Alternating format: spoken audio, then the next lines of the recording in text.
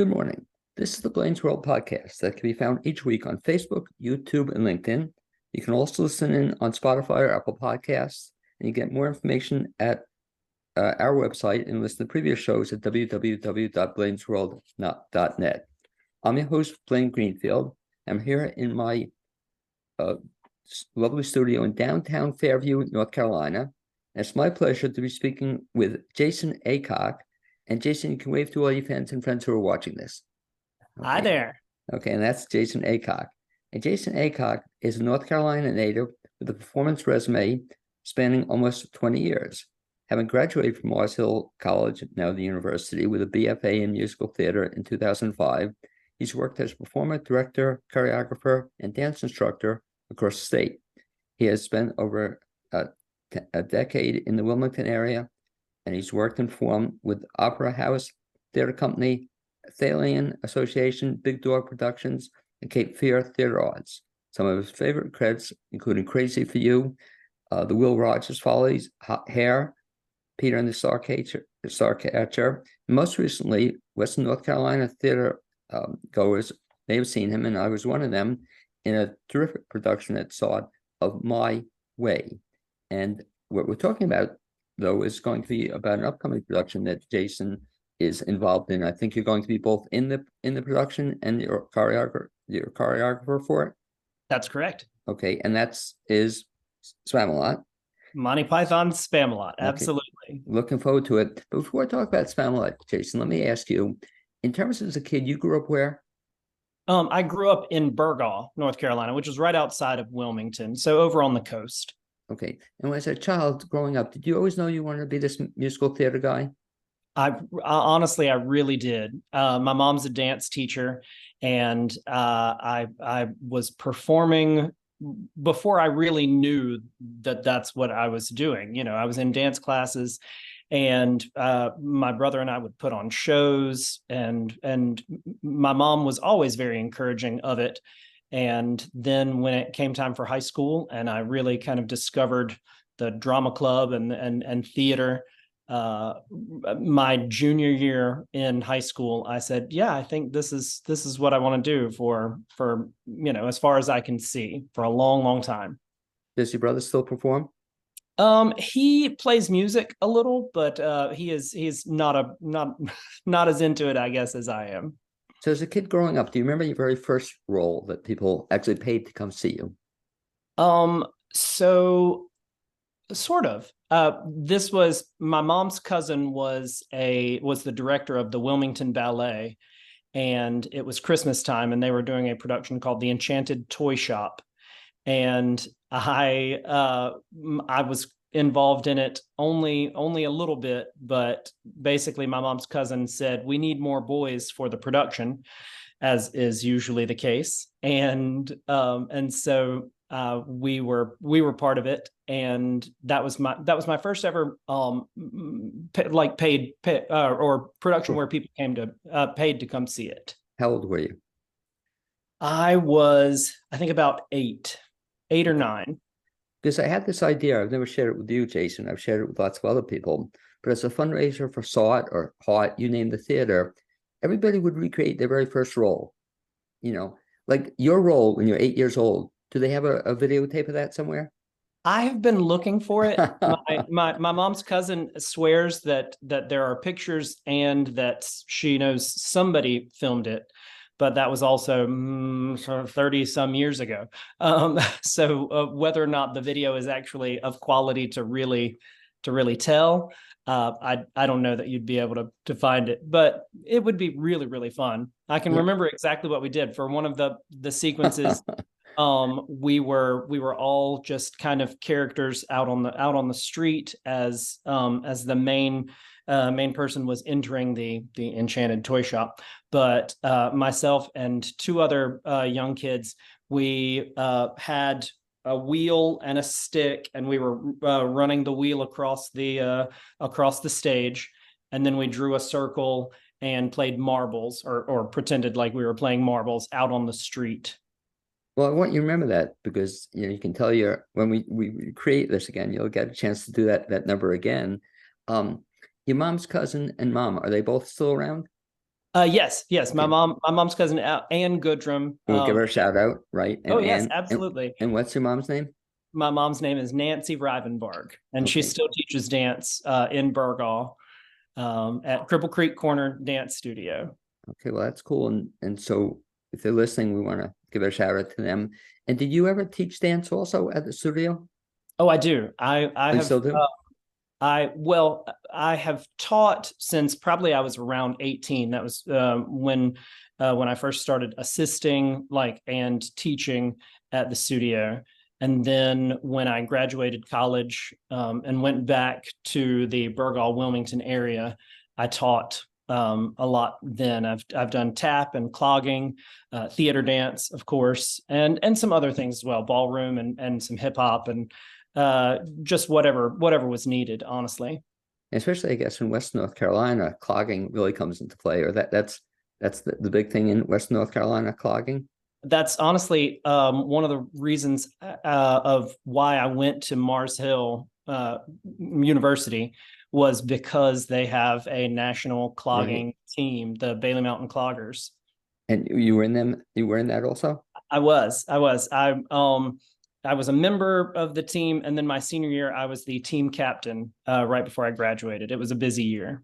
Because I've seen that production. It's quite something, that, and they're still in business, or they still do Oh the yes, club? they're actually performing over in. They go to a folk festival over in Europe. I think I just saw them post on Facebook that they were in Venice for the day, which is, why not? So, I wish I could be in Venice right now. so I'm listening to you in terms of you've done a lot of different things in theater, in terms of performing, directing, doing choreography. Do you have a favorite thing to do?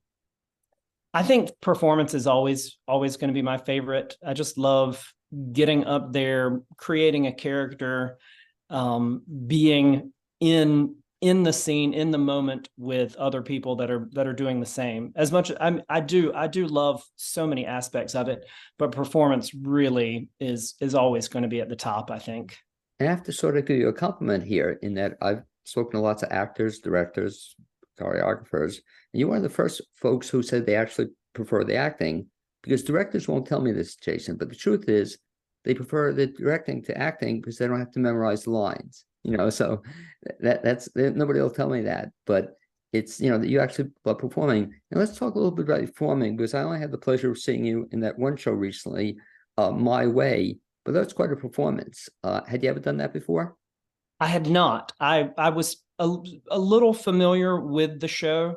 The theater where I've worked in Wilmington, they did it as a special production coming out of COVID, just because small cast, a little Right. bit more easily controlled, and as far as COVID regulations and keeping people separated. So I knew of it, but I had never done the show myself before. Had you been a Sinatra fan? I have always enjoyed Frank Sinatra's music, absolutely, and I'd been involved with shows that he was synonymous for. I actually had done the show Pal Joey back in Okay. Oh, 2007, and lots of wonderful Rodgers and Hart music, and there were even several of those songs kind of involved in My Way. but My Way was quite something in that, well, total, they were like not you necessarily saying all of them, but there were 55 Sinatra tunes in that. And how many did you have to learn, or how many were you involved in? Um, let's see. I would say that honestly, it's pretty well split up between the four performers. Right. So a quarter of them were that I was involved in. There were several full group numbers. Then of course some of them were just the two girls or just the two guys. And then I had one of my favorites, my two big solos, the lady is a Right. tramp, and I've got you under my skin, which were always two of my favorites.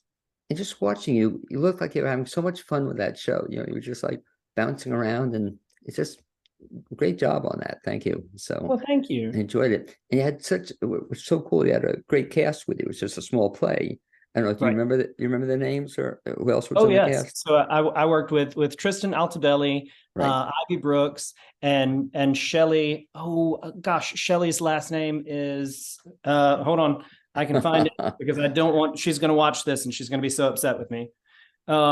Shelley Nielsen. Yes, Okay. Shelley Nielsen, and she's actually getting ready to do a show with Hart as well.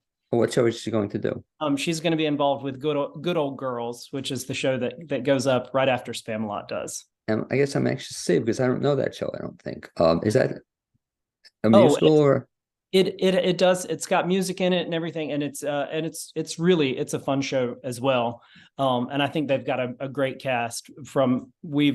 We've had a little bit of crossover between the Spamalot rehearsals and the Good Old Girl rehearsals, but everything that I've been able to hear from what they're doing is really exciting. I'm definitely going to check it out. And that segues perfectly into the show. Now you're going to be involved with it at Hard, and it's going to be Spamalot.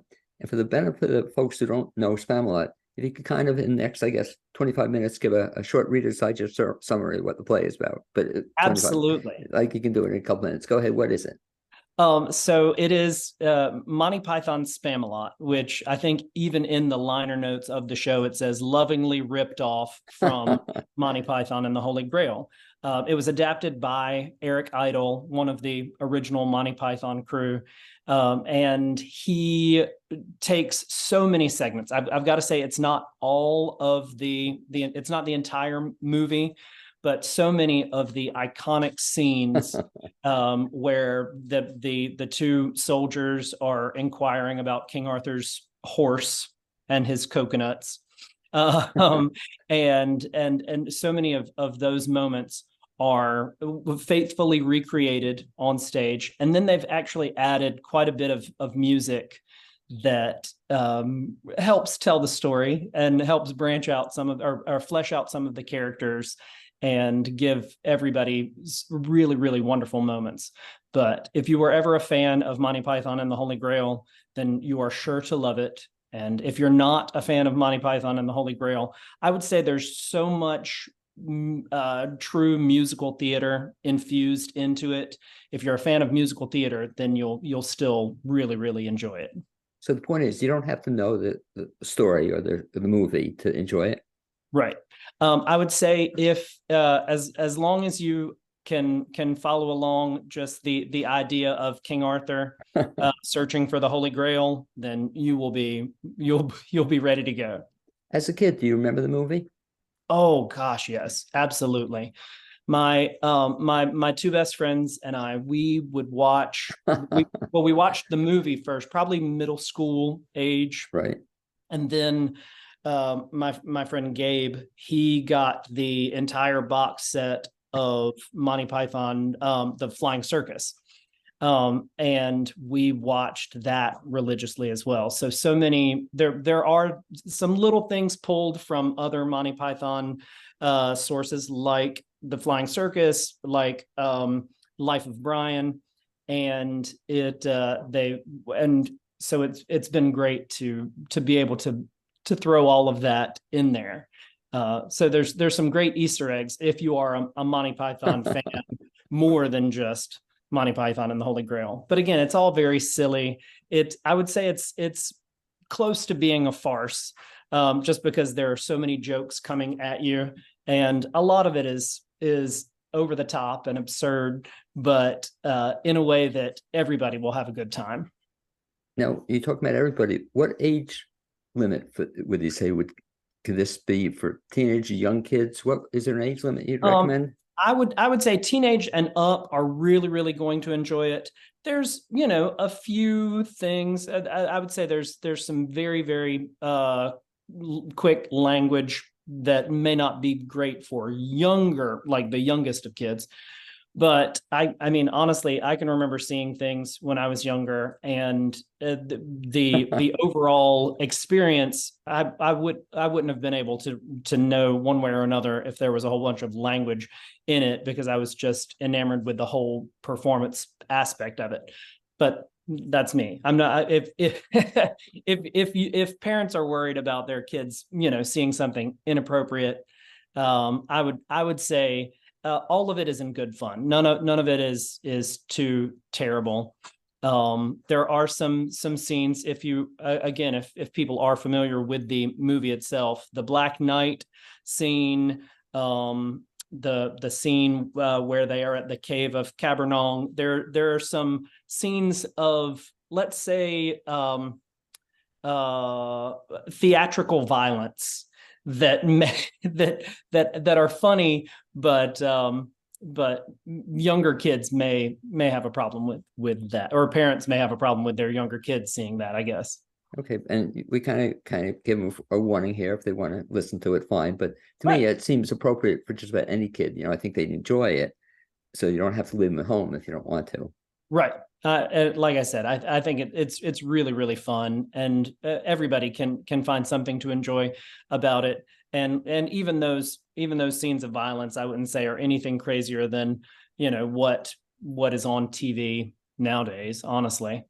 And what you were telling me off the air, which is kind of makes this really cool that you're in it now, is you've actually done this play a couple other times. Is that correct? I have. I've been very, very, very, very fortunate for this to have been the third time I get to be involved with Spamalot, because it is such a fun show, and it's been so different from the times that I've done it in the past. I performed in it when the show was first available, probably about 10 years ago, and I played the role of Patsy, King Arthur's faithful steed. And then a few years later, I was able to direct and choreograph it for Opera House Theater Company that you mentioned earlier in Wilmington. And that is when I saw that Hart was going to be doing the production, I had to audition for it. I really, really wanted to be a part of it again. And thankfully, I got cast in the show. And then probably about a month after being cast, the original choreographer wasn't able to do the show. And Dominic, our director, he sent me a message and wanted to chat, because he had seen on my resume that I had choreographed the show before. And thankfully, I got to come on board as choreographer as well. Now, I'm curious, you mentioned you saw the movie several times with your friends. Are your friends also still around? Oh, yes. Are they going to see this production? Well, one of them lives in up north in Vermont now, Okay. and so he won't be able to Vermont or New Hampshire, in the New England type area. So he won't be able to see it. And one of my friends is a very active photographer in the Wilmington area. So I don't know if he'll be able to come up to see it, but I'm definitely going to send them the information. So if they can, plus it's a great time to come to the mountains and enjoy this brisk, cool or cooler weather, because I was just talking to my mom about how hot it was down on the coast, and she's excited to come see the show and to enjoy the mountain air as well. Did your friends get to see you in the other times you were in it? Did they ever see it?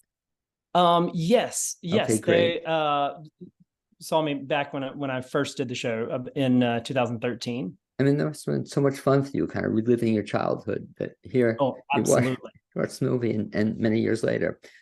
I know some of the folks in the cast. I won't ask you to highlight them all, but we'll just start from the top. You mentioned director Dominic is Aquilino. Is it Yes, director? Dominic Aquilino. And amazing talent. Also, the only disappointment that he's directing, I love seeing him as an actor. I don't know if have you seen him as an actor? I have not. It's been fun getting to know him, and also Yeah, getting to we're Facebook friends now, right. and so getting to see lots of the stuff that he's shared from past productions. And it's true. I keep wanting to say, oh, I wish I could have seen that, or I wish I could have seen that. He's the best. Great. Just amazing actor. Most recently, he was in Music Man, which he was like the perfect the guy for Music Man. Very talented guy. Who else is in the cast that you kind of know off the top of your head? So our King Arthur is Matt Edwardson, Oh and wow, the best. Yeah. just so much fun getting to work with him, getting to watch him on the scenes that I can, and then getting to be Patsy at least part of the time to his King Arthur is really, really great. And Morgan Miller is our Lady of the Lake. Fantastic voice. I mean, she peels the paint off the walls on her solos. It's Oh, great. it's incredible. And then we've got just a wonderful group of our core knights. Excuse me, we've got Graham Livengood, Struther Stingley, and Doug Savitt. And then we've also got, Chelsea Frost, who's playing our Bedivere as well. I should have mentioned who the other folks were playing, but they're our Lancelot, Galahad, and Sir Robin, respectively, as well. And we should mention one of my favorites also is the guy you're going to be splitting the role with a little bit. Explain what's happening on that. Yes, so Pasquale Lacourt is playing Patsy, and he and I are getting to split the role. He's going to be out of town for part of it, and I came in kind of late to the production, and so being able to watch him do it and then get up there and do it, it's been fun. We've shared some bits that have worked for each of us, and he's been just fantastic. And he and I actually just missed each other because he was doing a one-man show over at SART right before I was performing in My Way. He did Goodnight Gracie, the George Burns show. And he is George Burns. If you ever, you could just even see him that he would be George Burns. He killed that, so he was great. He also did that. I don't know if he did it at Hard as well. He did it initially at Hard. Oh, I didn't realize that. Just when it was so exciting, Jason, when COVID was coming out, to your point, they wanted to come up with a show that didn't have a big cast. So he did it initially at Hard, and he was just great. And then he moved it to SART. So he's a big talent. Your role in the play, so that's kind of, you're doing double duty. You're in it, but you're also choreographing that. Explain the role for the benefit of the folks who don't know what a choreographer is. What actually do you do as a choreographer for the show?